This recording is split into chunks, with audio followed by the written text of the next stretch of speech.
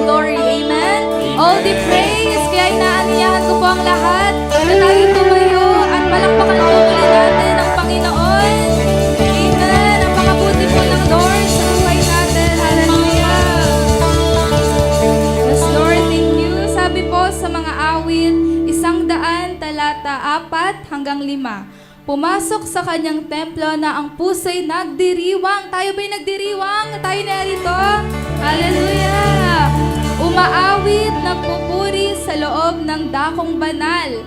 Purihin ang ngalan niya at siya'y pasalamatan. Napakabuti ni Yahweh, pag-ibig niya'y walang hanggan. Pag-ibig niya ay tunay, laging tapat kailanman. Hallelujah! Can we shout, let's praise the Lord! Can we shout, praise the Lord! Mas malakas, praise the Lord! Praise the Lord! Amen! Come on, church, let's give praise po sa Diyos na mabuti, tapat at puspos ng biyaya. Hallelujah!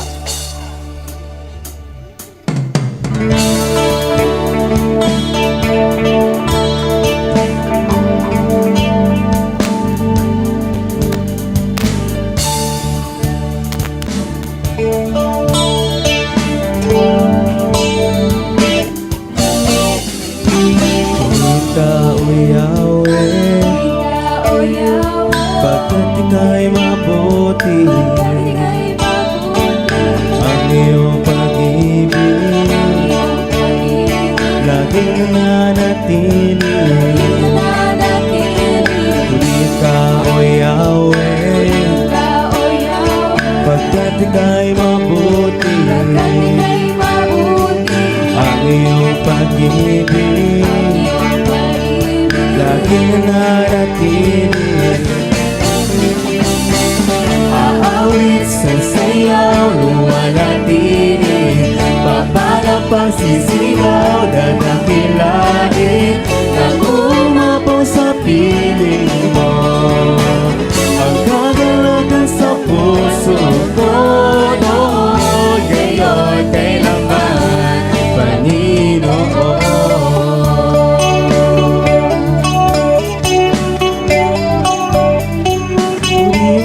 O Yahweh,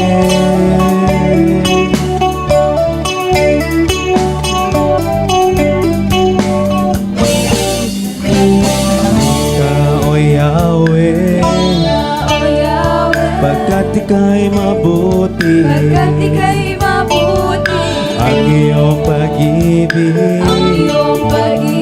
laging nananatili. Purihin ka, O Yahweh, pagkat ika'y mabuti, ang iyong pag-ibig laging nananatili. Aawit sa sayaw, luwalhati, papalapang sisigaw, dadakilain, nang umapaw sa piling mo. Ang pagkakalakan sa puso ko noon, ngayon kailanman. Aawit sa sayaw, luwalhati, papalapang sisigaw, dadakilain, nang umapaw sa piling mo. Ang kagalakan sa puso ko noon, ngayon kailanman. Noon, ngayon kailanman. Noon, ngayon kailanman,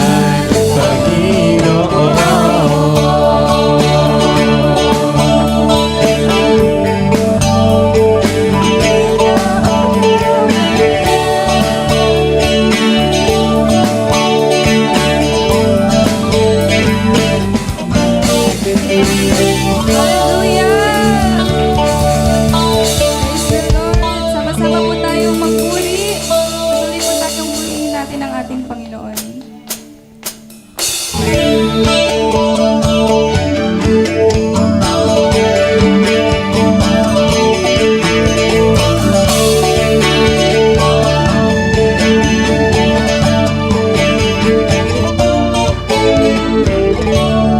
Ay sarap magpuri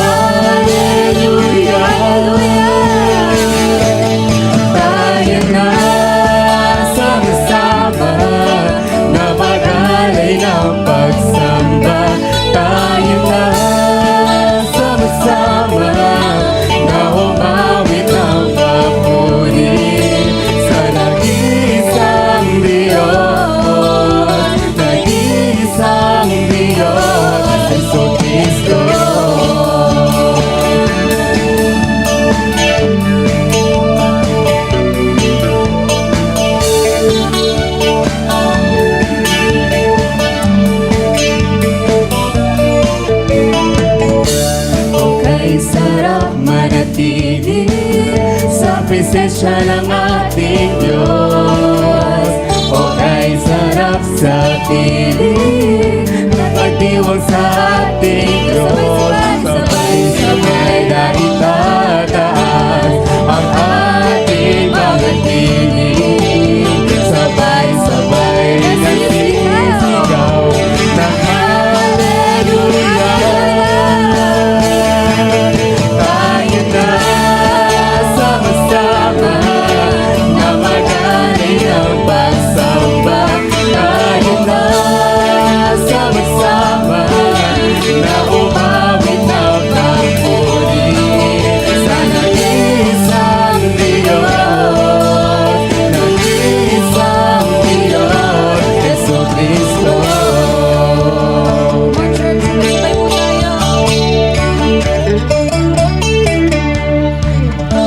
Pumalakpak, umiyak, lumuntad, at umiyak. Minsan pa pumalakpak, pumalakpak, umiyak, Lumagay at umiyak.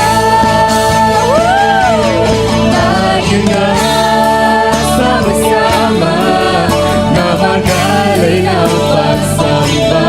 Tayo na sama-sama na umawit ng papuri. Tayo na sama-sama na magalay ng pagsamba. Tayo na sama-sama na umawit ng papuri sa nag-iisang Diyos, nag-iisang Diyos, nag-iisang Diyos, Jesucristo.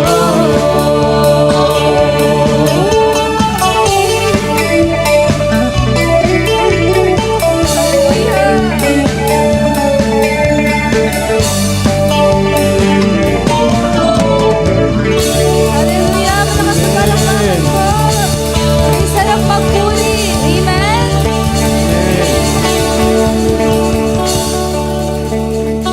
Hallelujah! Alam niyo po ba mga kapatid, hindi natin may tatanggi kung gaano katapat at kageneros ang ating Panginoon. Amen po ba doon? Kung paano niya ginamit ang iglesyang ito upang tumayo bilang isang ating pagsamba.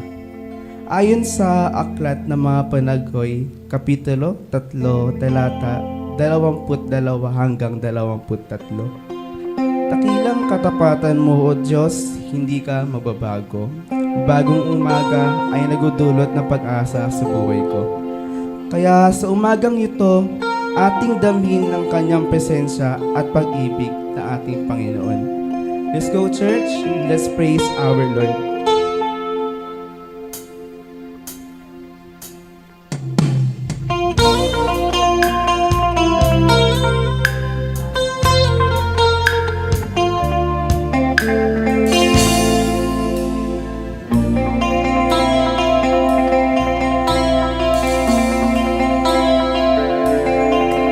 Sinubukan kong lahat ang kay ganda sa paningin.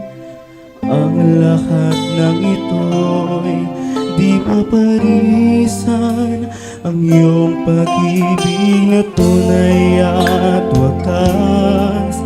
Kailanman ay di magwawakas. Kabiguan ko'y pinalitan ng ligayang binibiti. Ikaw ang aking awit, ikaw ang aking kahulugan. Pag-ibig mong dalisay sa pusiyo pinatunayan. Kaligtasan at kalayaan ko ay nakamit sa'yo. Jesus, salamat sa biyaya mo.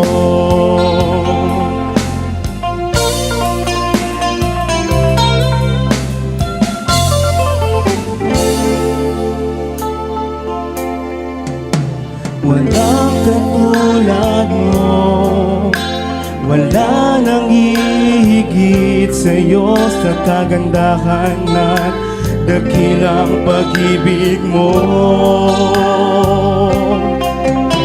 na tunay at wagas, kailanman ay di magwawakas. Kabiguan ko'y pinalitan ng ligayang minibigin. Ikaw ang aking awit, ikaw ang aking kahulugan. Pag-ibig mong dalisay sa kusiyo pinatunayan. Kaligtasan at kalayaan ko ay nakamit sa'yo. Jesus, salamat sa biyaya mo. Ikaw ang aking awit, ikaw ang aking kahulugan. Pag-ibig mong dalisay sa kusiyo pinatunayan. Kaligtasan at kalayaan ko ay nakamit sa'yo. Jesus, salamat sa biyaya mo.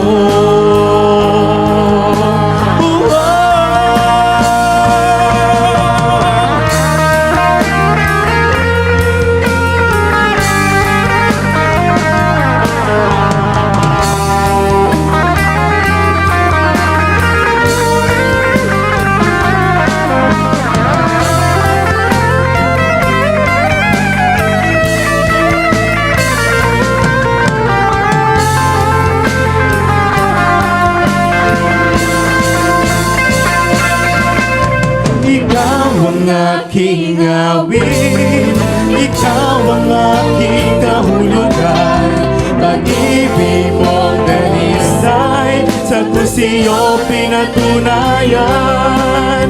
Kaligtasan at kalayaan ko ay nakamit sa'yo. Jesus, salamat sa biyaya mo. Ikaw ang aking awit, ang aking awit. Pag-ibig mo Dalisay sa kusiyo pinatunayan. Kaligtasan at kalayaan ko ay nakamit sa'yo. Jesus, salamat sa biyaya mo. Jesus, salamat sa biyaya mo. Jesus, salamat sa biyaya mo. Ikaw ang aking awit, ikaw ang aking kahulugan. Pag-ibig mong dalisay sa kusiyo pinatunayan. Kaligtasan at kalayaan ko ay nakamit sa'yo. Jesus, salamat sa biyaya mo.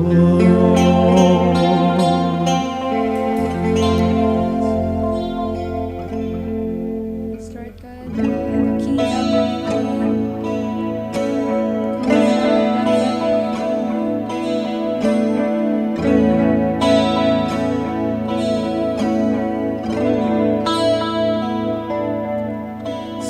Kay buti ng ating Panginoon, itatapat sa habang panahon.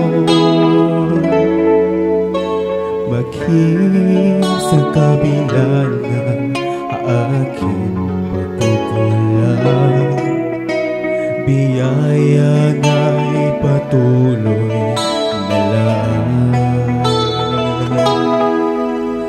Katulad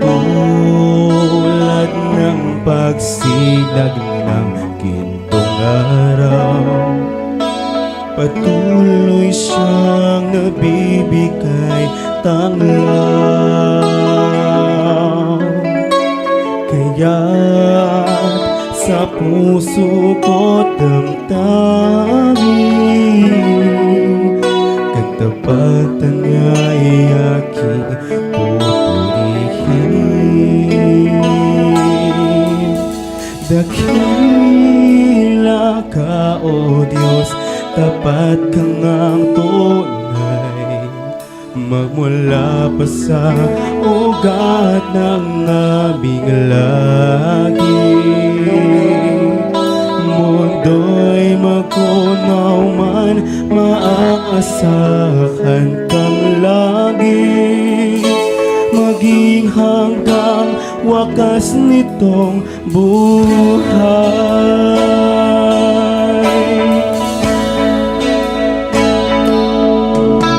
Kaya, O Diyos, ika'y aking pupurihin, sa buong mundo'y aking awitin.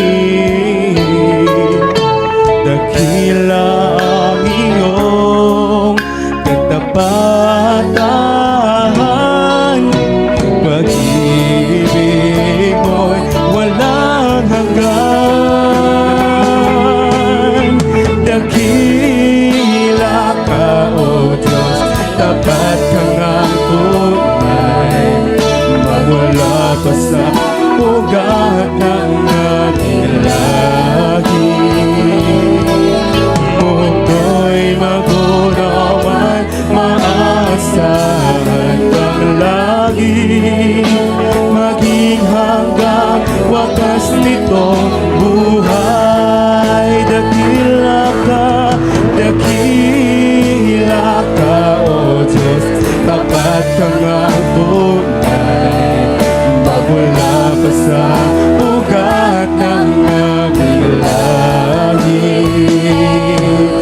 Mundo'y magunaw man, maaasahan kang lagi, maging hanggang wakas nitong buhay. Dakila ka, O Diyos, sa habang panahon, katapatan mo'y matibay na sandigan. Sa bawat bigatin, tagumpay man ay daroon. Tuluyan ang pag-asa kung kailangan hinahon. Pag-ibig mo ilangan sa amin noon hanggang ngayon. Dakila ka,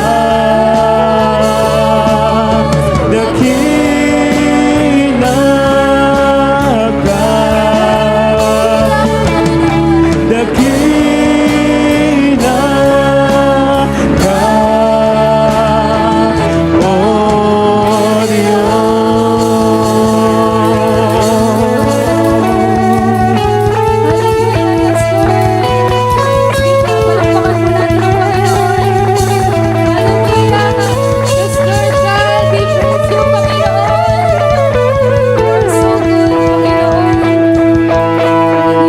Napakadakila mo, Lord God. Yes, Lord. Sa bawat bigatin, tagumpay man ay naroon.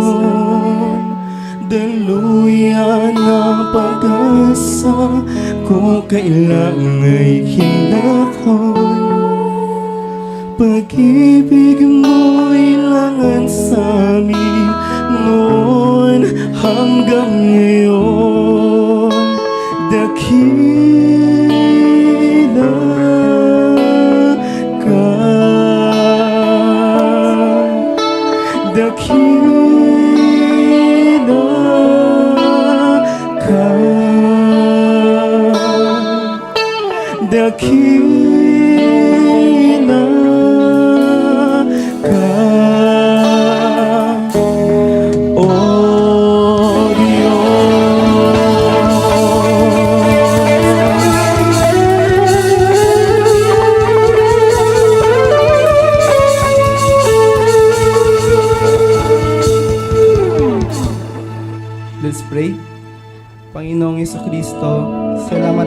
iyong walang hanggang kabutihan.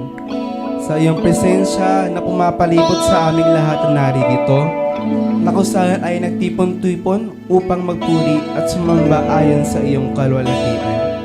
Pati na rin sa pagiging sentro sa aming puso at isipan.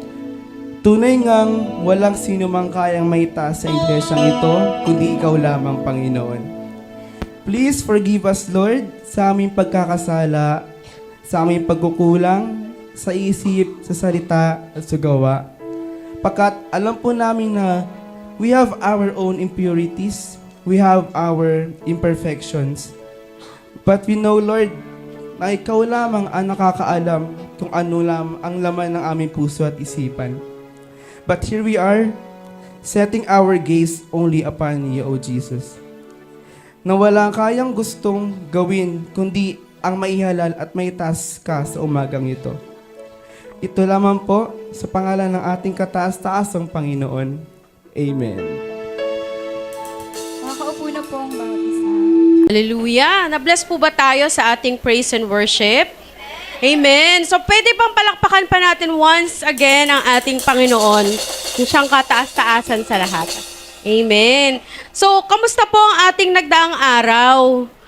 Nabiktima na ba ng mga yung walang hanggang ubo dito? Kasi ako din, nag-antibiotics gawa ng ubo. But anyway, our God is bigger. Our God is our great healer. So, for sure, gaano mang katagal ang ubo na yan, gagaling yan because of Jesus. Amen? Okay. So, sa tithes and offering po, bali, na-bless po ako dito sa isang video. Can I get your attention, please? Okay. Na-bless po ako sa, napanood ko pong video, kasi itong video na to, tinanong siya. Sabi sa kanya, why are you tithing? Kasi sa ating Christian, we know, 'di ba? Alam na natin bakit ba kailangan nating mag-tithes? But hindi lahat nakakaalam. So tinanong siya, why are you tithing? Ito po ang nagbigay siya ng 10 reasons and I like to share it with you all. So sabi niya, let me tell you why I tithe. First, it provides for God's house. Amen? Second, it tells God that I trust Him. Third, it creates margin in my life for God to fill. Ibig sabihin, when we are tithing, we are in the right path. We are in the right way. Pang-apat, fourth, it reminds that I'm not my source. Remember, everything came from the Lord. Our skills, our wisdom, intelligence, mas maganda kung may divine wisdom ka, not the worldly wisdom, di ba? Number fifth, it connects my money to a kingdom purpose. Do you agree that whenever you tithe, nagko-connect siya sa ating Panginoon because you are obeying His commandments? Amen. Number 6, it gives my job eternal significance. Hindi lang po ito basta-basta nakapagbigay ka, tapos na. Hindi po, mayroon po itong seed. Kaya, it gives eternal significance. Number 7, it transform my money into a seed. Katulad ng nasabi ko, ito pong pagbibigay natin, maaaring makatulong siya sa gawain ng church, so maaaring nagiging cause ka rin ng pagtatanim. Diba? And then number 8, it breaks greed and self-reliance.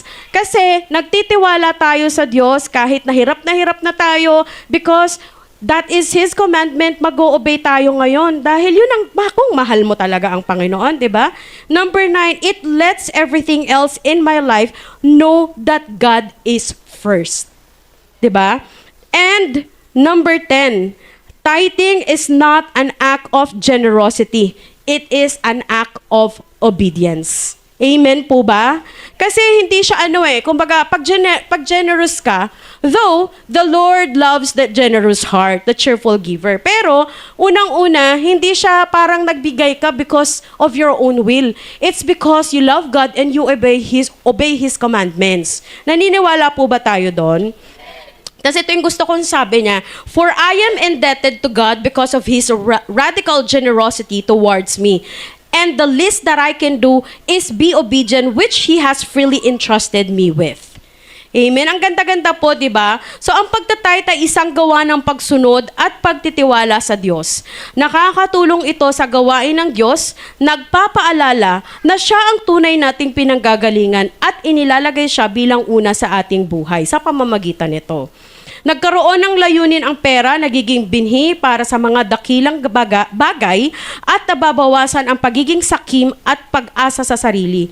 Higit sa lahat, ito ay tugon sa kabutihan at biyaya ng Diyos at paraan ng paggalang sa Kanya sa mga ipinagkakatiwala niya sa atin. Sabi nga po sa Kawikaan, Kapitulo 3, talatang 9-10, parangalan mo ang Panginoon sa pamamagitan ng paghahandog sa Kanya ng mga unang bunga ng iyong ani. Kapag ginawa mo ito, mapupuno ang ani ang iyong mga bodega at aapaw ang inumin sa iyong sisidlan. Hallelujah! Ito pa, favorite ko talaga tong 2 Korinto, Kapitulo 9, talatang 7. Kasi ito ay ASD version. Sabi, ang bawat isa sa inyo ay magbigay ng naaayon sa sariling kapasyahan, nang walang pag-aatubili at hindi sa pilitan. Dahil mahal ng Diyos ang mga nagbibigay ng may kagalakan. Hallelujah, 'di ba? Yun lang po, dati pong ipag-pray ang ating tithes and offering. Okay, our Father in heaven, pinupuri, sinasamba ka namin. You are the King of all kings, the Lord of all lords. Karapat-dapat na ikay papurihan, karapat-dapat na ikay sambahin, Panginoon. Lord, you see each other's heart. Kayo lamang nakakakita sa puso ng bawat isa, Panginoon. Lord, teach us, Panginoon, na mag-obey sa inyo. Huwag niyo pong hayaan na isipin namin na parang may utang na loob pa kayo sa amin dahil nagbibigay kami sa inyo. No, it is not about our generosity, but it's because we obey you. Because that's what you command to do for us. Panginoon, kayo na pong bahala. Lord, i-bless niyo po ang tithes and offering ng bawat isa, Panginoon. Naway ito'y magsilbing tulong, Panginoon, sa aming bahay iglesia. At patuloy niyo, Panginoon, turuan kaming maging humble, Panginoon. Humility first, Panginoon. Kayo na pong bahala, Panginoon, sa araw na ito. Do not let the enemy to distract us, O God. Panginoon, ang bahay-sambahan na ito, Panginoon, ay ginawa, kami ay nagsama-sama, not because it's just we want it. It's because we love you, O God. Kayo na po ang bahala, Panginoon. Bless everyone.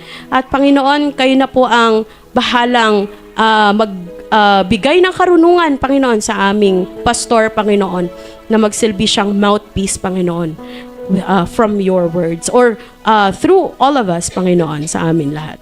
Salamat po. We pray in the name of Jesus Christ. Amen and amen. Thank you.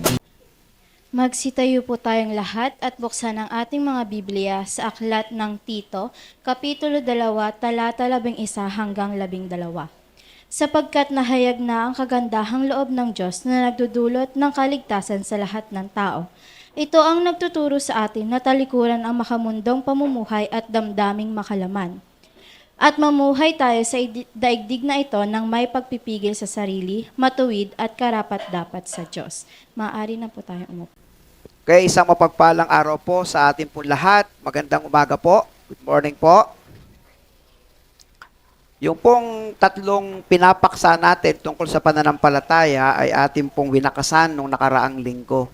Ngayon po ay papasok tayo sa bagong paksain po natin na may kinalaman po sa biyaya po ng ating Panginoon.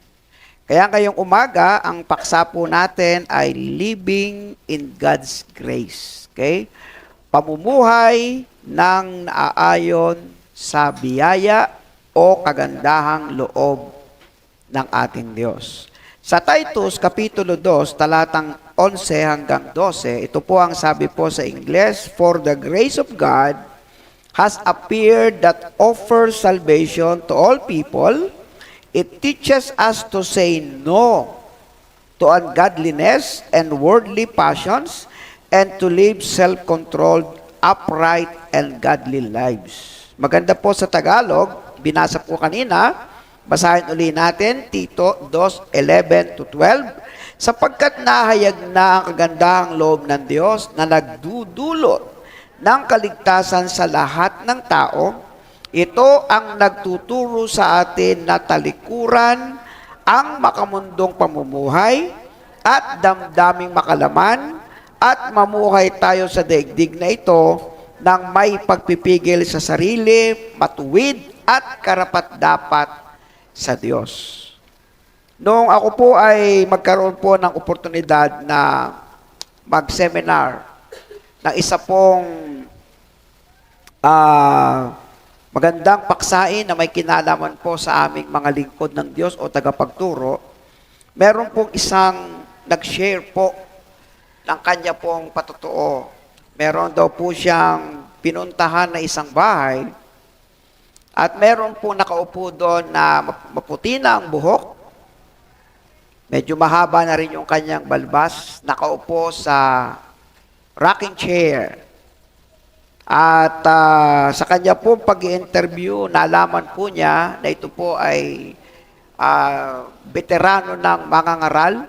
Simula po ng kanyang pagiging kabataan hanggang makilala niya po ang Panginoon. At kahit po sa kanyang edad na 80 at 80 taon, habang malinaw pa po ang kanyang paningin, basta siya po ay iyong kakausapin. Ang lagi po niyang binabanggit ay ang biyaya at pag-ibig po ng ating Panginoon. Kapag po siya ay nagbigay ng kinausap mo siya, hindi maaring hindi siya babanggit ng may kinalaman po sa pagkatawag sa kanya ng Diyos. At natanungin kung ano po ang sikreto. Ano ang iyong sikreto, Pastor, sa inyong edad na 88 taon? Halos parang hindi mo na rin kayang tumayo, pero nananatili po ikaw ay nakapagbibigay ng pangangaral ng Ebanghelyo. Alam nyo, iisang salita ang kanyang binanggit. Only by the grace of God. So, sinasabi niya na ang lahat ng kanyang mga naging kwento at karanasan, kasama na po yung kanyang mga tagumpay sa ministry, kasama na po yung malaking ministry na meron siya, mga pastor na kanyang mga nasanay, mga simbahan at mga iglesyang naitayo kung saan-saan lugar sa Pilipinas. Wala siyang binanggit na ito ay galing sa akin. Gawa ko, ako ang may gawa. Ang kanyang binanggit lang ay salitang only by the grace of God. Ito ay dahil lamang sa biyaya ng Diyos. Kaya para maintindihan natin, what is God's grace? Ano ba ang ibig sabihin ng biyaya ng Diyos? Number 1, the grace of God is like a free gift, libreng ligaro of love and kindness from God. Okay? Ito po ay sariling effort ng Diyos sa atin. Sariling kagustuhan niya na ibigay ng libre ang kanyang pagmamahal at ang kanyang kabutihan sa atin. Pangalawa, it's God's way of showing us favor, mercy, and forgiveness even when we do not deserve it. Sino ba sa atin ang karapat-dapat sa harap ng Diyos? Actually, wala. Sino ba sa atin ang nakapag-ambag ng kahit anumang bagay dito sa mundo nang tayo po'y isilang? Wala. Tayo po ay nabuhay na meron ng lupa, meron ng langit, meron ng hangin, na andyan na ang lahat ng halaman. Nabuhay tayo na meron ng dagat, meron ng mga isda sa dagat. Nabuhay tayo na meron ng mga ibon, meron ng mga bagay na pwede nating kainin. Wala tayo kahit isang naging effort diyan. Correct? Kahit pa sabihin natin, ako naman ang nagtanim. Ako ang nagbungkal ng lupa. Kaya ito ay tumubo at nagkaroon ng malalaki at malalagong mga palay upang anihin. Wala ka pa din pwedeng sabihin, ikaw ang may gawa. Bakit? Sapagkat yung lakas na nanggagaling sa iyo para magtagumpay ay galing pa rin sa Diyos. Yung buhay na tinataglay mo at tinataglay ko, sa panahon ng iyong pananagumpay, hindi maaring hindi ka babalik sa orihinal ng dahilan bakit mo yan kinaya. Kinaya mo yan sapagkat binuhay ka ng Diyos araw-araw. Amen? Kinaya mo yan sapagkat binigyan ka ng Diyos ng lakas araw-araw. Pinanatili ng Diyos ang iyong paningin, pinanatili ng Diyos ang iyong pandinig, binigay ng Diyos ang iyong talino para maging matagumpay ka sa kung anumang bagay ang nangyayari sa iyo. Lahat yan ay nasa ilalim ng biyaya ng Diyos. Lahat yan ay pabor ng Diyos, habag ng Diyos, pagpapatawad ng Diyos, kahit hindi ka karapat-dapat ng maraming beses sa Kanya. Ito lang ba yung katumbas ng Kanyang kabutihan sa atin? Pag-araw ng linggo, magsasama-sama tayo sa loob lamang ng 1 oras at kalahati? Ito lang ba ang katumbas ng araw-araw niyang pagpapakain?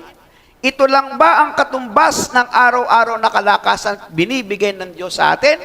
Ito lang po ba ang katumbas ng umagang hindi humihinto araw-araw ibinibigay ng Diyos sa atin? Sumasapit ang gabi, sumasapit ang umaga, napananatili ang hangin, napananatiling maganda ang ikot ng mundo sa kalawakan. Ito lang ba ang kaya mong ibigay sa Kanya? Kaya nga po nalulungkot po tayo sa marami pong pagkakataon, ito man ay meron sadyang katuwiran, ito man ay meron sadyang dahilan, bakit ang araw ng linggo ay hindi mo nagampanan. Ganon pa man, ang Diyos ay malawak ang unawa para maintindihan. Pero pag atin pong nilagay sa matematika, kung gaano kalaki ang binibigay ng Diyos sa atin, kumpara sa kung ano ang kaya nating ibigay sa Kanya, sobrang hindi tayo karapat-dapat sa mga biyaya at pagpapalang ibinibigay ng Diyos sa atin, pero ibinibigay pa rin niya. Nakuha po ninyo? Yan po yung grace ni Lord. Grace ni Lord, hindi po siya kumukondisyon. Ang grace ni Lord ay nagpapakilala kung sino siya, bilang Diyos natin. Walang kakundi-kondisyon ang kanyang pagpapatawad. Pag lumapit ka sa Kanya, patatawarin ka niya. Hindi niya sinasabi kung ikaw ay sobrang sama na wala ka ng kapatawaran. Walang ganun sa Diyos. Kasi ang biyaya niya ay pagpapatawad. Amen. Ang biyaya niya ay pagmamahal. Ang biyaya niya ay kabutihan. Hindi na ito maaalis sa Diyos. Pero ang tao po na minamahal ng Diyos, pinatatawad ng Diyos, hindi matututo ng maraming beses. Paulit-ulit pa rin niyang sinasaktan ang Diyos. Paulit-ulit pa rin nating pinalulungkot ang Diyos sa maraming bagay. Kasi pag tayo po'y umangat na, nalilimutan na natin ang Diyos. Kapag tayo ay meron ng kalakasan, nagilimutan na natin na meron nga pala tayong dapat ibigay na para sa Diyos. Tayo po'y hindi mapaghatol bilang tao. Wala tayo nun. Kasi kanya-kanya tayo ng limitasyon. Kanya-kanya tayo ng mga dahilan. Ang kaya po natin ay unawain at patuloy pong paglingkuran ng Diyos. Pero tandaan po natin, lagi ko sinasabi po sa inyo at pinapaalala, sa kabila ng kagandahang loob ng Diyos, ang Diyos po ay matuwid na Diyos at meron po siyang paghatol sa atin pagdating ng huling araw. Amen po ba yan? So, God's grace is not just a doctrine. Ang sabi dito, it is a transforming power. Magbabago ka. Bakit ako nagbago? Bakit ako sumuko sa Diyos? Bakit ko nagawang mahalin ang maglingkod? Alam nyo, ang sagot lang ay iisa. Dahil sa sobrang biyaya ng Diyos sa akin. Halos malusaw na ako sa Kanyang kabutihan. Halos hindi ko na maitingin ang aking paningin sa Kanyang napakalaking pagmamahal sa akin. Kaya magkwentahan man tayo, 52 Sundays sa loob ng isang taon. 52 Sundays sa loob ng isang taon, hindi mo pa ma-perfect. O, di ba? Hindi ba ito ba'y isang napakalaking gratitude ni Lord sa'yo na sumimba ka ng 52 Sundays para sa Kanya? Kumpara sa araw-araw na hindi niya pagkukulang sa'yo. Sige nga, magkwentahan nga tayo. Ito lang yung kaya mong ibigay, pero hindi mo pa maibigay. Hinihingi niya na kahit man lang pa isa-isang talata sa kanyang mga pangako, basahin mo. Para ikaw ay lumakas, hindi rin natin maibigay. Hinihingi niya na sa kahit anong paraan, huwag mong ipagdamot yung para sa Kanya. Hindi pa rin natin ibinibigay. Maraming beses na pagkukulang, pero kahit kailanman ang Diyos hindi nagbago sa'yo, sa akin at sa'yo. Kaya ito pong mga ganito pong gawain, ito po'y isang paraan ng pagpapasalamat sa Diyos. Tuwing linggo, lagi ako nagsasabi sa ating GC, tara na, para sa Diyos na to, ibigay mo na. May magte-text sa akin, hindi ako makakarating, naunawaan po yan natin bilang tao. Pero paano mo yan ipapaunawa sa Diyos? Na lahat ng araw ibinigay na sa'yo, pero bakit pagdating sa Kanya, kinukuha mo pa? Naunawaan po niyan. Tayo bilang tao, naintindihan kayo ni Tatay Pastor. Sasabihin lang ni Tatay Pastor, sige anak, mag-ingat ka. Saan ka man makakarating? Pero sa harapan ng Diyos, ang hirap mga tuwiran. Na ang lahat ng bagay ay inubos mo na para sa iyo. Yung ba naman para sa akin, kukunin mo pa para sa iyo. Nawahan niyo po. Kaya hindi po ako nagkukulang bilang inyong tatay. Na tayo po'y huwag nawa sanang mapagkulang sa maraming ginagawa ng Diyos sa atin. Meron pa pong mas malalim, deeper explanation and understanding para lalo pa nating maunawaan. Una, God's grace appears, ito napakaganda, offering salvation to all. This is not about earning it. It is a gift. Alam niyo po ba yung unang pakinabang ng kagandahang loob ng Diyos? Kaligtasan. That's the first gift ni Lord. Under God's grace is your salvation and my salvation. Yung tayo po ay matiyak na magiging Kanya tayo pagdating ng araw. And that is under God's grace. Kasi ang kaligtasan, hindi mo naman yan paghihirapan. Ginawa na ng Diyos yan para sa'yo. Ano po ang turo sa atin? Manampalataya ka lang sa biyaya ng Diyos. Sa kaligtasang ibinigay ng Diyos. Kaya sabi dito, this is not about earning. It is a gift. Hindi mo siya kinakailangang paghirapan. Ito ay biyaya ng Diyos sa iyo. Roma 5:15, basahin po natin. Subalit magkaiba ang dalawang ito dahil ang walang bayad na kaloob ng Diyos ay hindi katulad ng kasalanan ni Adan. Totoong maraming tao ang namatay dahil sa kasalanan ng isang tao. Ngunit ang kagandahang loob ng Diyos ay mas dakila. Gayon din ang kanyang walang bayad na kaloob sa maraming tao sa pamamagitan ng kagandahang loob ng isang tao. Walang iba kundi si Jesucristo. Ako bilang tao, kayo bilang tao, mag-e-effort kayo, mag-e-effort ako, mag-e-effort tayo para lumapit sa Diyos at humingi ng tawad. Tama? Yun ang ating bahagi. Sa Diyos na ang kagandahang loob ay punong-puno ng pagkapatawad. Pero nang si Jesus, ang pangalawang Adan, na malinis, walang kapintasan, ay nagbigay ng buhay sa atin. Ginawa niya ito ng walang bayad na kaloob sa maraming tao sa pamamagitan ng kagandahang loob ng Diyos ni Jesucristo.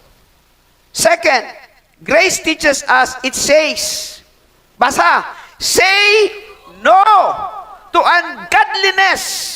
Worldly passion pull us away from God, but grace gives us strength to resist.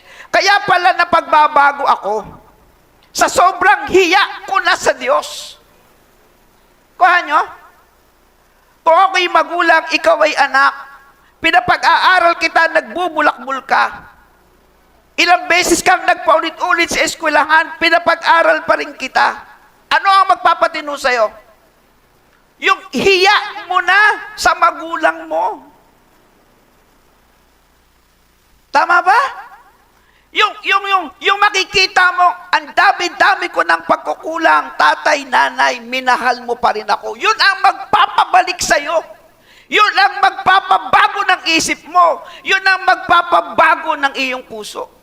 Kaya sabi niya, yung kagandahang loob ng Diyos na para sa kaligtasan mo, ay siya ring magiging dahilan para hindi ka sumang-ayon sa mga bagay na ayaw ng Diyos. Totoo naman eh. Totoo naman. Kaya tayo nagsasama-samang tulad nito.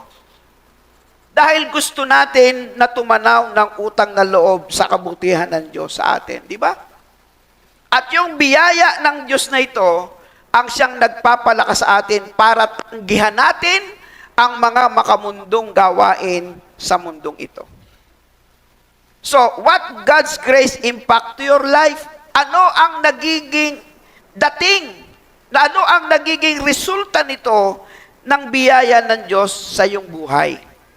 May katanungan dito, how's God's grace changing you?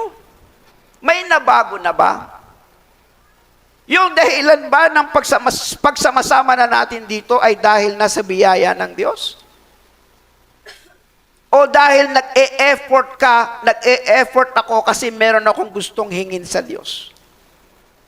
Sana pare-pareho tayo nagkakaintindihan na kung tayo man ay merong ginagawa ngayon dahil naintindihan na natin ang pagmamahal ng Diyos sa atin. Dahil naunawaan na natin ang pagpapatawad ng Diyos sa atin. Kaya nagkakasama-sama tayo dito. Walang taong tinitingnan, walang pastor na tinitingnan. Tama? Lahat tayo ay nakatingin sa iisang Diyos na nagmahal sa atin. Sa iisang Diyos na umibig sa atin. Sa iisang Diyos na nagligtas sa atin. Kaya practice saying no to things that pull away from God. Magsimula tayong mag-practice sa ating sarili. Ayaw ko niyan. Hindi yan para sa akin. Hindi yan nakalulugod sa Diyos. At doon makikita ninyo unti-unting nababago sa'yo, hindi dahil sa'yo, kundi dahil sa biyaya at kagandahang loob ng Diyos na ibinibigay ng Diyos sa atin araw-araw. Amen ba yan? So, meron po mga biblical example of God's grace. Halimbawa, number 1, David's adultery and forgiveness. Si David ang isang pinakamalapit sa puso ng Diyos. Siya po yung talagang nagbigay ng oras, panahon, pagtitiwala sa Diyos. Si David sa kanyang kasaysayan ay naging matagumpay sa kanyang murang kaisipan. Sa kanyang pagiging bata, siya ang nakapatay kay Goliath. Hindi dahil sa kanyang sarili, kundi pinatunayan niyang ito ay dahil sa lakas ni Yahweh ng Diyos. God's grace. Pero si David ay naging hari at naging matagumpay. Pero si David ay taong hindi perpekto. Siya po ay taong mahina din sa maraming pagkakataon. Iniwan niya minsan ang Diyos sa kanyang pananalangin. Iniwan niya ang Diyos minsan sa kanyang mga salita na kanyang binabaybay araw-araw sa pang-araw-araw niya. Nagsimulang pumasok ang tukso, natuksok siya kay Batseba, siya ay nagkasala ng pangangalo niya. God's grace. Sa kabila ng mga sitwasyon at pangyayari, God's grace, ang pag-ibig at pagmamahal ng Diyos, kasama na ang pagpapatawad, ay tinanggap ni David ng araw na yon. David messed up big time, but God forgave him. Ikaw, ako, hindi naman kayo siguro nangangalunya. Hindi naman kayo siguro gumagawa ng mga bagay na karumal-dumal. Siguro maliliit lang yung mga kasalanang nagagawa natin. Pero sa nakakaunawa sa kagandahang loob ng Diyos, yung maliit mong kasalanan, big deal na sa'yo. Correct? Big deal na sa'yo yan. Kahit yung mangopya ka lang sa exam, big deal na sa'yo yan. Iba yung impact sa'yo. Kasi naintindihan mo yung laki at pag-ibig ng Diyos pagdating sa kabanalan. Learn to say no to ungodliness. Big deal. Hindi naman ako pumatay eh. Hindi naman ako nagnakaw eh. Bakit? Ang tingin mo ba dahil malaki siya, saka ka magigilty? At kung maliit, hindi ka magigilty? Sa tao pong umiibig sa Diyos at nakakaranas ng pagmamahal ng Diyos, isang malaking dagok yan sa dibdib mo. Nalala nyo si Peter, nung ipagkanulo si Jesus, 3 beses siya ikinatuwa, tumilawak ang manok. Nung ma-realize niya, sabi dito ng Biblia, dinadagukan niya ang kanyang dibdib. Sobrang pait ng kanyang pag-iyak. Kasi nakita niya, sa kabila ng kanyang ginawa, sobrang minahal pa rin siya ng Diyos. God's grace. Pangalawa, prodigal son. Wala pa sa panahon para kunin ang mana, kinuha na ang mana. Ginastos na sa lahat ng uri ng hindi mabubuting gawa. Pambababae, bisyo, hanggang siya ay kumakain na ng pagkain ng baboy dahil nilustay niya ang lahat ng kayamanan. Bumalik siya sa kanyang ama. Hindi siya pinagalitan, hindi siya sinisi, hindi siya dinuruduro, salbahe kang bata ka, kasalanan mo, mabuti nga sa'yo. God's grace, walang ganun sa Diyos. God's grace, paglapit mo, yayakapin ka ng Diyos. Amen? God's grace, paghingi mo ng tawad ng may katotohanan, patatawarin ka ng Diyos. Walang sumbat-sumbat. Sabi ng banal na kasulatan, mapalad ang taong pinatawad ng Diyos at kinalimutan na niya ang iyong kasalanan. God's grace. Ganyan ang biyaya ng ating Panginoon. Kaya yung prodigal son, sa sobrang takot niya, sa sobrang hiya niya, nagbigay sa kanya ng kagaanan at pagbabago, hindi ang disiplina ng ama, hindi ang parusang tinanggap niya, ang nagbigay sa kanya ng transformation. Yung love, yung mercy, yung kindness, and forgiveness ng ating Panginoon.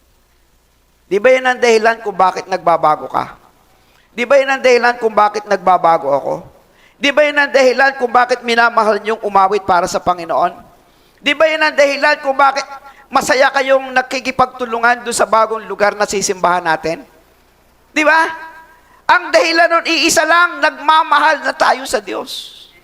Amen? Hindi na natin iniisip ang para sa ating sarili.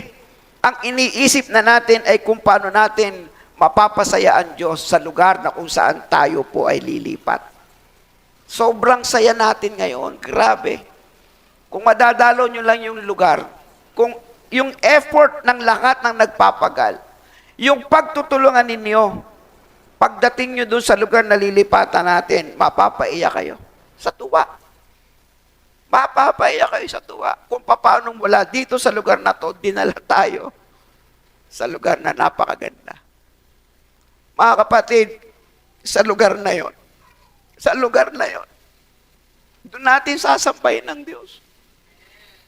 Doon natin siya paglilingkuran. Doon lalaki ang inyong mga anak habang sila'y tinuturuan. Effort ko ba yon? Effort ba ng kahit isa sa atin? Hindi. Lahat yan ay dahil sa kagandahang loob ng Diyos.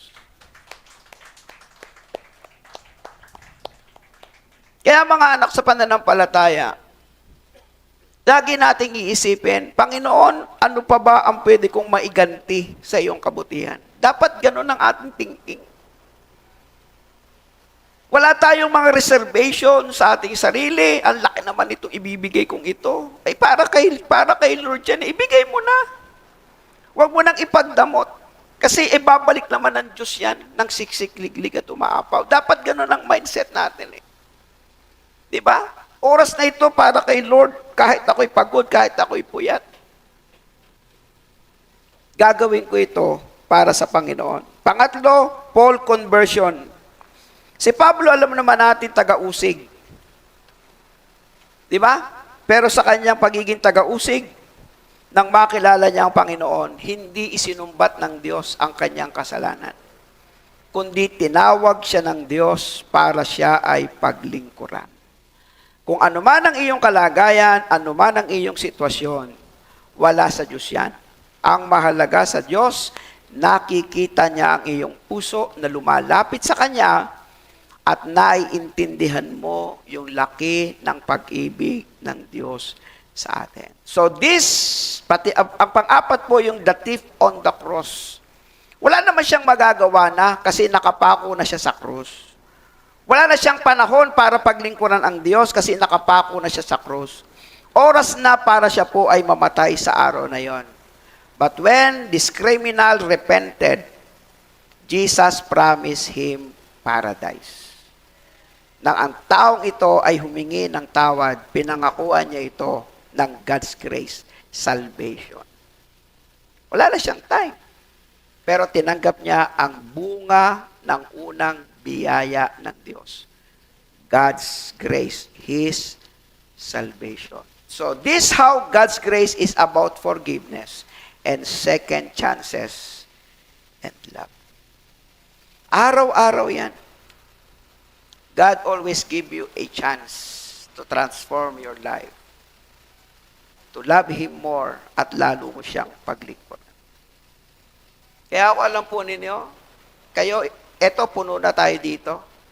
Ang ipinapakita ng Diyos sa akin doon sa lugar, sa May 17, pupunuin ng Diyos agad yung lugar na yun. It's more than 100 pag amin pong tinignan sa upuan, depende sa laki.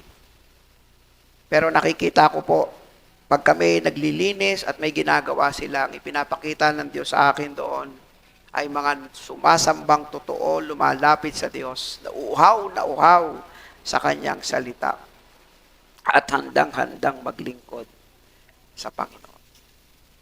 Panglima po ay Noah's Ark. Sa panahon ni Noah's Ark, isang pamilya lang po ang naligtas sa grace ni Lord. Inibig ng Diyos sa loob ng mahabang panahon na sumamba sila kay Yahweh. Pero hindi ito ginusto ng tao. Iisang pamilya lang ang nakaunawa ng pag-ibig at pagmamahal ng Diyos. Kaya sa biyaya ng Diyos, sila lang po ang naligtas. God showed grace to Noah and his family amidst widespread wickedness. Actually, God's grace is for all. Kaya lamang ayaw ng tao. His kindness is for all. His love is for all. His forgiveness is for all. His mercy is for all. His favor is for all. Kaya lang ayaw ng tao. Kaya kung sino po yung tumanggap sa Kanya, yun ang makakaranas ng Kanyang biyaya. Pang-anim, Abraham's promise. Si Abraham ay hindi perpekto, pero sa kanyang ipinakitang paghahandog niya kay Isaac, siya po ay naging ama ng pananampalataya. God gave Abraham a covenant promise despite his imperfection. Ganon din po tayo ditong lahat. Wala ditong nakakalamang. Wala ditong nakakalamang. Sa amin pong pag-aaral, sa isang kurso ng ministry team building, ang isang natutunan po namin doon, kahit ikaw na ang pinakamahina, kalakasan ka pa rin kung yung kahinaan mong yan ay gagamitin mo sa pinakamainam na paraan. Alam mo ba yan? Hindi naman ikaw pastor. Siyempre, tatay pastor niyo ako. Parang ang tingin niyo sa akin, sobrang lamang ng ni tatay pastor ha. Langit na. Hindi naman kayo member ng Yada Worship. Hindi naman kayo member ng ushering. Hindi naman kayo member ng prayer warrior o whatever na ministry meron dito. Ang inyong ministry, naupo. Nakikinig. Maaring naastasan lang kayo para mamigay ng mga yung mga tithes and offering na mga envelope. Maaring yun lang. Sa tingin ninyo, yun lang. Sa tingin ninyo, maliit lang. Sa tingin ninyo, nakaupo lang ako. Pero hindi. No. Huwag kayong mag-isip ng ganun. Wala sa ating nakakalamang dito. Kasi lahat kami at lahat yung naglilingkod sa Diyos, sa tingin ninyo, nasa ilalim din lahat yan sa biyaya ng Diyos. Wala naman kami pwedeng maipagmalaki. Kahit ako na inyong tatay pastor na nakatayo sa inyo, na nagtuturo linggo-linggo, talino ko galing sa Diyos, lakas ko galing sa Diyos. Wala akong pwedeng ipagmalaki sa inyo. Ngayon, kung hindi nyo pa panahon, at ang inyong panahon ay nakaupo lang muna dyan, yung inyong presensya, linggo-linggo, sa pinakamainam na paraang nagagawa ninyo, the best kayo kay Lord. Amen po ba yan? Kaya wala sa ating nagigilty. At wala rin tayong dahilan para ma-insecure. Kasi ang bawat individual ay may kanya-kanyang paraan para gumawa ng pinakamainam na paglilingkod sa Diyos. Anong malay natin? Anong malay namin? Ako ni Tatay Pastor, na sa tingin ninyo ay laging nagtuturo sa inyo, hindi naman ako nag-aaral. Binobola ko lang kayo. May puntos ba yun sa Diyos? Yung lahat ng aking binabaybay sa inyong aralin, hindi ko naman inaaral. Hindi ko talaga sineseryoso. May puntos ba ako sa Diyos? Wala. Ang tanging humahawak lang sa akin ay grace ni Lord, na kung ako ay magigilty, lalapit ako sa Diyos, grace ni Lord, patatawarin niya ako. Correct? Pero yung nagliligpit ng upuan, pagkatapos sa service, kung meron man magja-janitor o magme-maintenance ng church, hindi natin napapansin. Ni hindi nga pinapansin.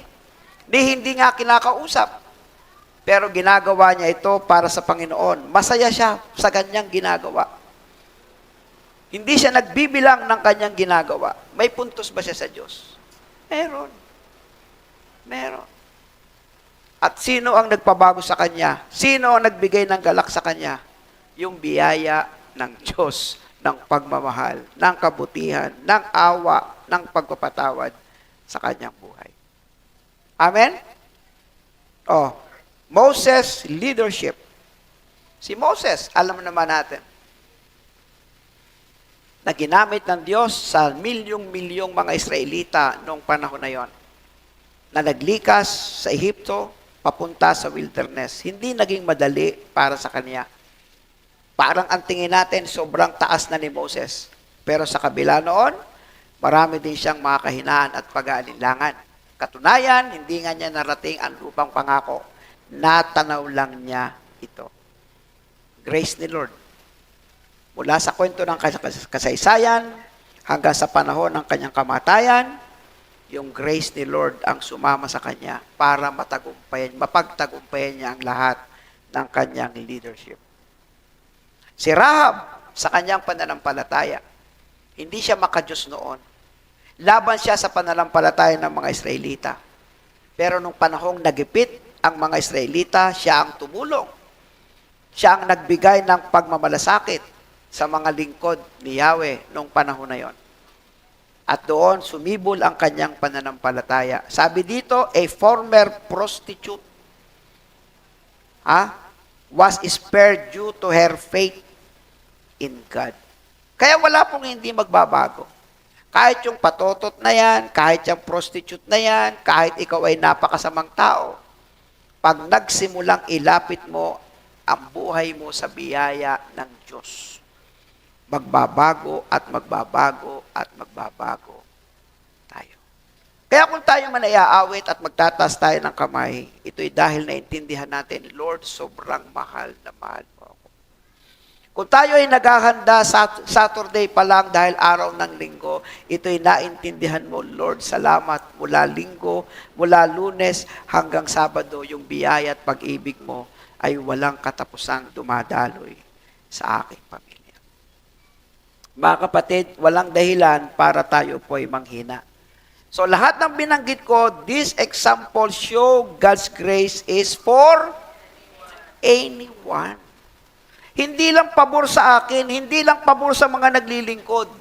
Ang biyaya ng Diyos ay para sa lahat, regardless of past or your status. Walang mayaman, walang mahirap, walang kinakapos, walang nakakaangat. Lahat tayo ay nasa biyaya ng Diyos. Kaya kapag tayo po ay may problema ngayon, Huwag tayong palayo sa Diyos. Lalo tayong palapit sa Diyos. Amen? Kung ikaw ay medyo nahihirapan sa buhay mo ngayon, mas lalo kang maglulumapit sa Diyos. Mas lalong unahin mo siya. Mas lalong sambahin mo siya. Mas lalong manalangin ka sa Kanya at magtiwala. Ang Diyos ay gagawa ng paraan para sa iyo. Kaya may mga tanong dito, how about you? This question is for you and for me as an individual. Kumusta ka? Kumusta ako sa kalagayan ko ngayon na tumanggap ng biyaya ng Diyos ng Kanyang kaligtasan? Tandaan ninyo, your life is God's grace. Your family is God's grace. Your work is God's grace. Your past, your present, and your future is God's grace. Amen?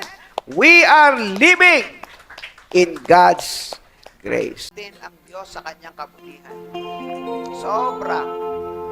Sobrang mahal na mahal tayo ng Diyos. Sobra. Kung alam nyo lang. Kaya awitan po natin siya. Nakatayo tayong lahat is because of God's grace. Nabubuhay tayo because of God's grace. Awitan natin siya. Ika'y ganda sa paningin. Amen. Ang lahat ng Ang ito lahat ng ito'y di maparisan ng iyong pag-ibig pag-ibig na tunay at wagas. Kailanman ay di magpapakas. Kabinuan mo'y pinalitan ng higayang binibigay. Amen. Ikaw ang aking awit, ikaw ang aking kahulugan, pag-ibig mong dalisay sa puso pinatunayan. Kaligtasan at kalayaan ko ay nakamit sa iyo. God's grace. Jesus, salamat sa biyaya mo. God's grace. Thank you, Lord, sa iyong biyaya. Thank you, Lord, sa iyong magandang loob. Thank you, Lord. Hallelujah. Walang katulad mo, wala nang hihigit sa'yo sa kagandahan at dakilang pag-ibig mo. Na tunay at wagas, kailanman ay di magwawakas. Kabiguan ko'y pinalitan ng ligayang binibigay. Hallelujah. Ikaw ang aking awit, ikaw ang aking kahulugan, pag-ibig mong dalisay sa puso pinatunayan. Kaligtasan at kalayaan ko ay nakamit sa'yo. Jesus, salamat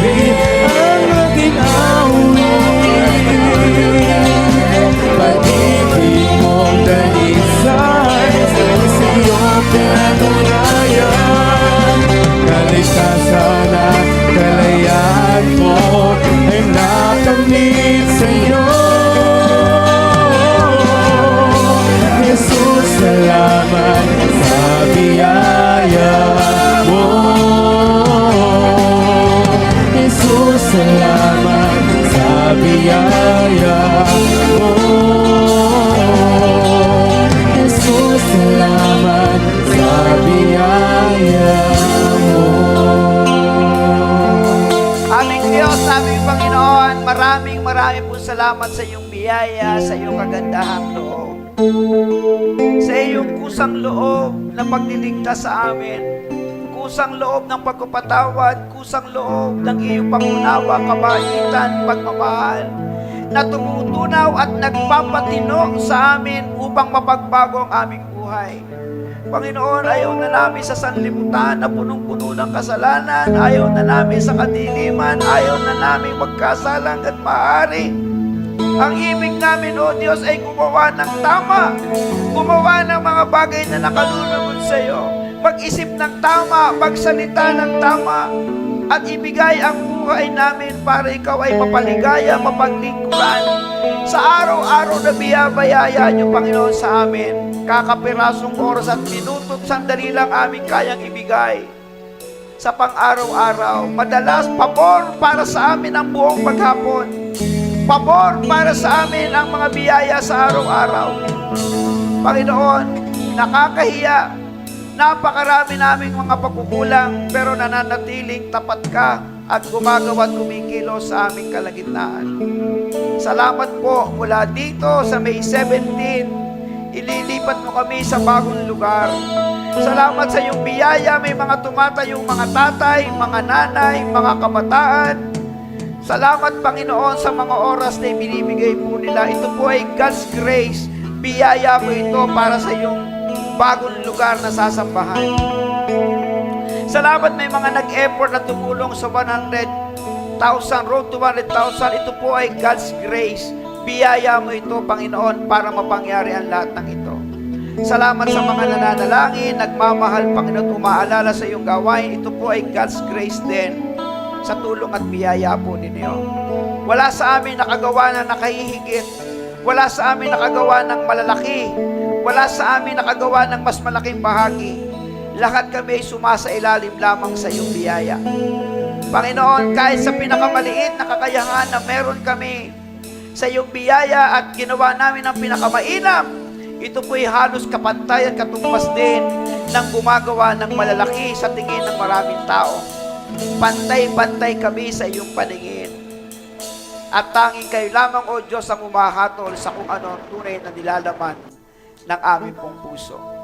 Ang digmaan, Panginoon, sa buong mundo sa nangyayari ngayon sa gitnang silangan ay sasailalim din lang sa iyong kagandahang loob upang maintindihan nila ang kanilang mga pagkakamali, upang maintindihan nila ang unawa, sapagkat nananatili ang iyong pagmamahal sa kanila, nananatiling nag-aantay ka na sila'y manumbalik sa iyo, kilalanin ka bilang Panginoon at tagapagligtas din ng kanilang buhay, na siya lamang dahilan upang huminto na ang mga karahasan, huminto na ang mga bagay na pangsarili at pang makasarili, at upang makita ang kabutihan at kapakanan ng nakararami.